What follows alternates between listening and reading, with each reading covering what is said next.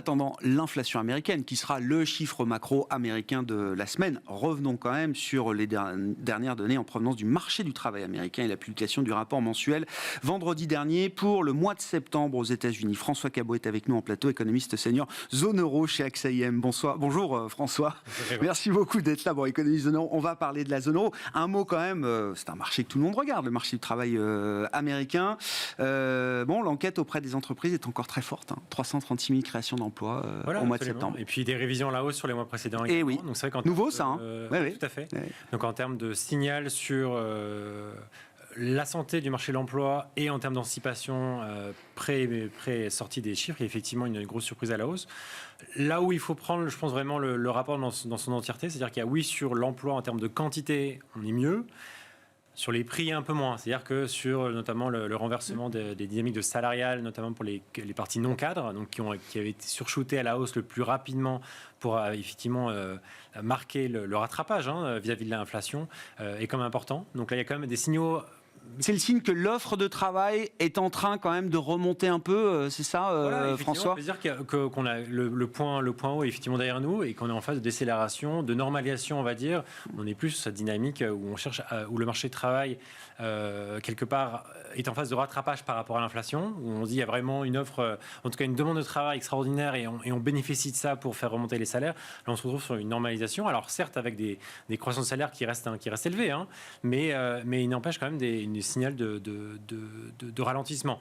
Maintenant, quand on prend le tout, on se dit quand même qu'on est plus solide pendant plus longtemps que ce qu'on pensait avant. Donc là-dessus, c'est clair que sur le risque de hausse d'auto et le risque à la hausse, que ce soit taux long ou taux court d'ailleurs, on reste sur un environnement tendu où très clairement le signal de la Fed qui a été donné en septembre reste tout à fait vrai et sur lequel on ne peut pas tout à fait exclure une hausse d'auto encore au dernier meeting en décembre en l'occurrence. Je pense que pour octobre, c'est un peu tôt.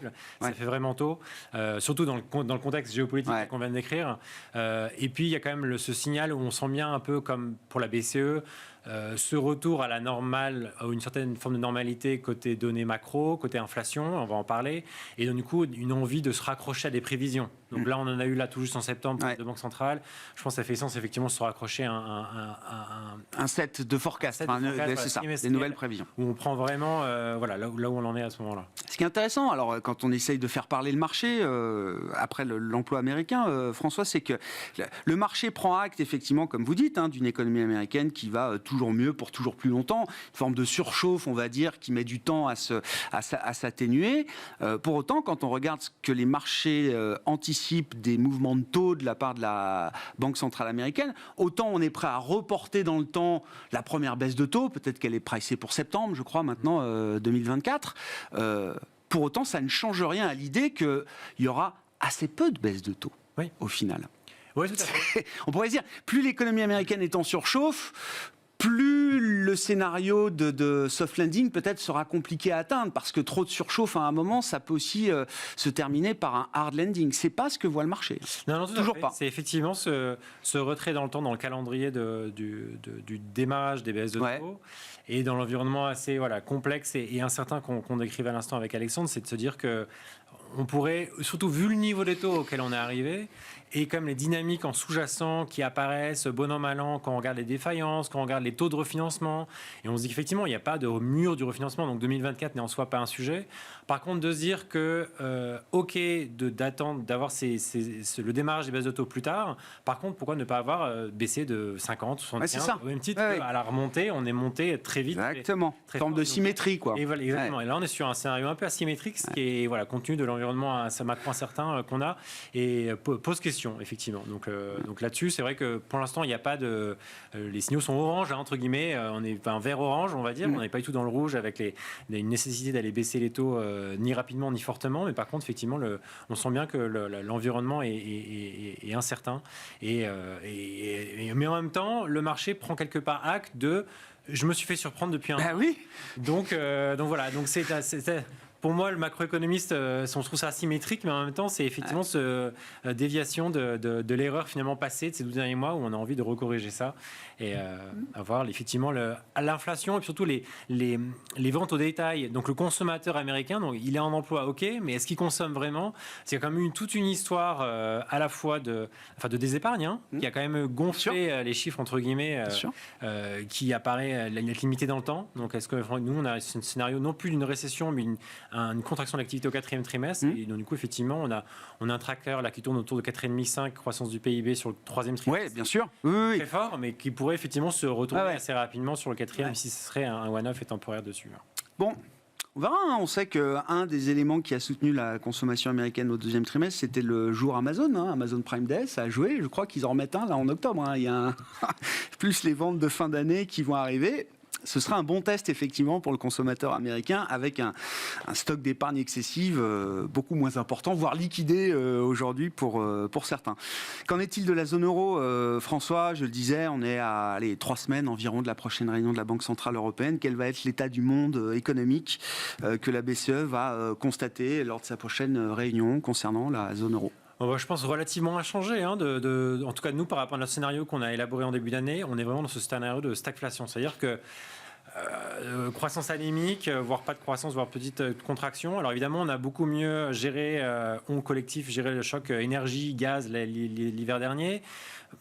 Vu la météo en ce moment, on a envie de se dire que bis repetita peut-être. Ouais. Mais bon, néanmoins, on voit bien que l'élan post-Covid est derrière nous et qu'on flirte quelque part avec une contraction d'activité là-dessus. Et là, nous, dans notre framework, on n'est vraiment pas sur une description récession ou pas récession. La question qui se pose vraiment, il faut se poser, c'est vraiment, est-ce que c'est vraiment la demande qui est si faible que ça, ou est-ce que c'est pas l'offre? Alors c'est pas que l'offre, mais c'est aussi l'offre. Et nous, quand on regarde vraiment, ce que répondent les entreprises dans les enquêtes de la Commission européenne, c'est vraiment les sujets encore d'approvisionnement sur le côté manufacturier. Et on voit bien que celui-ci est nulle part en train de reprendre, alors même que manifestement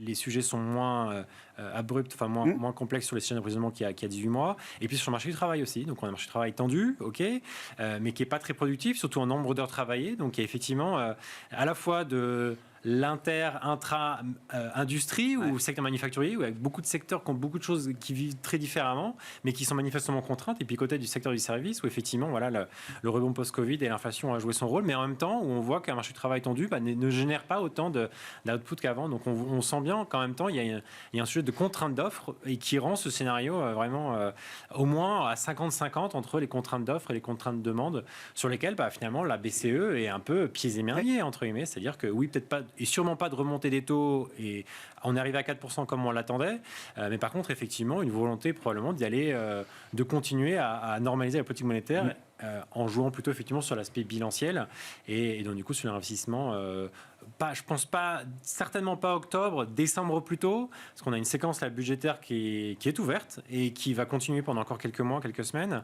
et sur lequel ça va être compliqué. Ouais. Attaché aux ceintures, c'est ça. Non, mais pour revenir, on dirait un mot de la gestion du bilan par la BCE, mais cette histoire de marché du travail, c'est d'ailleurs ce qui fait la différence entre les scénarios qui voient peut-être un taux de chômage rester structurellement faible et des scénarios, type Banque de France, qui nous disent non, attention, ça peut revenir. Dans quelle mesure les comportements RH des entreprises ont changé ou non par rapport à une situation d'offre de travail très différente peut-être de ce qu'on a pu connaître dans le passé. Hein. On voit bien que c'est là-dessus que s'articule un scénario par rapport à un autre pour 2024. Ouais, voilà, c'est une porte de Pandore qu'on ouvre. Il faudra rester toute la journée. Hein. Ouais. Non, mais je veux dire, là, très clairement, il y a des choses sectorielles qui existent. Donc, objectivement, on a un secteur manufacturier qui est en grande délicatesse, qui était le secteur productif par excellence. On a un sujet en termes de nombre d'heures travaillées, un sujet de rétention d'emploi, donc qui fait que de manière un peu cyclique, en fait, on produit pas autant. Et puis après, ça fait peut-être 10-15 ans qu'on en parle, mais on est au point de bascule démographique aussi. Donc, il y a aussi des sujets un peu structurels qui sont en jeu et que par définition on ne mesure pas bien, mais c'est vrai que se dire que je ferme les yeux et je reviens dans un scénario habituel, récession, problématique de demande, mon chômage qui remonte, moi me paraît un peu trop simpliste et un peu trop hors du temps de ce qu'on vit finalement depuis 18-24 mois post-Covid avec toutes ces problématiques d'offres qui paraissent largement à l'œuvre. Économie d'offres, hein, c'est l'offre qu'il faut suivre en plus de la demande pour comprendre peut-être la dynamique de croissance pour les prochains mois et les prochains trimestres. Si la BCE arrête peut-être de monter ses taux cette année, elle va continuer et poursuivre son resserrement monétaire à travers la réduction de son bilan, vous dites François, donc on va avoir en 2024 un pic de restriction monétaire encore devant nous en zone euro et logiquement le retour d'un cadrage budgétaire pour l'ensemble des pays de la zone euro, puisque les règles ou de nouvelles règles doivent normalement être implémentées à nouveau pour les différents pays membres de la zone euro. Alors, oui, tout à fait sur l'aspect monétaire, et on pourrait y revenir, mais effectivement sur l'aspect budgétaire, en tout cas de ce qui a été présenté jusque-là, je ne suis pas tout à fait sûr qu'on est dans une dynamique où les plans qui ont été présentés vont vers une consolidation à marche forcée et vont être proprement restrictifs sur l'économie. Je pense qu'on est plus sur un cadre où on enlève les soutiens d'urgence à l'énergie, on dépense à côté de ça, ce qu'on peut pour la transition, pour la défense, pour les politiques redistributives également. Mais pour moi, on n'est pas du tout dans un cadre 2011-2013 où on fait la consolidation à marche forcée. Quelque chose d'assez neutre au final, c'est ça ? Voilà, de relativement neutre, tout à fait, où avec on cherche à avoir une empreinte minimale quelque part de ce côté-là. Par contre, et c'est là où un peu ce qu'on discutait tout à l'heure sur les taux US et qui est valable sur l'Europe, c'est le coût de refinancement et l'impact marché finalement. Donc c'est pas tant de manière proactive que les États, en suivant une règle qui est encore hypothétique, qui sera encore rediscutée la semaine prochaine, réunion du ministre des Finances pour voir si on peut avoir un cadre concret et dans le détail dès l'année prochaine. Je pense pas, parce qu'on a en plus un calendrier électoral qui est compliqué avec l'Espagne, les Pays-Bas et puis les élections européennes. Mais par contre, le cadrage marché, donc la règle de marché, elle va rester là et on l'a objectivement bien vu sur le spread italien depuis un mois et demi, où effectivement on revient vers quelque chose on va dire de plus normal, sur en tout cas de ce qu'on peut attendre par rapport au fondamental italien. Donc là-dessus, il y a quand même des mouvements de marché sur lesquels ils vont être attentifs, dans la mesure où est-ce qu'on n'est pas à un point où des prophéties un peu autorisatrices de dire les taux élevés montent principalement on va dire côté US qui pousse les taux européens qui mettent en délicatesse les refinancements sur lesquels il n'y a pas de sujet encore une fois ni sur les entreprises ni sur les États à horizon 18-24 mois, mais par contre petit à petit effectivement l'effet boule de neige se met en route et en fait arriver sur des équilibres compliqués à partir de 2025, justement au moment où on aura les règles peut-être qui seront vraiment appliquées. Ça fait peser un risque sur l'euro contre dollar notamment. Ça devient un sujet. Oui, tout à fait. Alors déjà, le différentiel de croissance est impressionnant. On a effectivement une machine allemande qui est grippée plus que cycliquement. Donc là-dessus, les comptes courants, les déséquilibres, rééquilibrages comptes courants sont à l'œuvre pleinement. Sur le différentiel de taux d'intérêt, là, je suis moins catégorique qu'effectivement, on pourrait se retrouver à cause des conditions d'offre, des tensions sur les taux.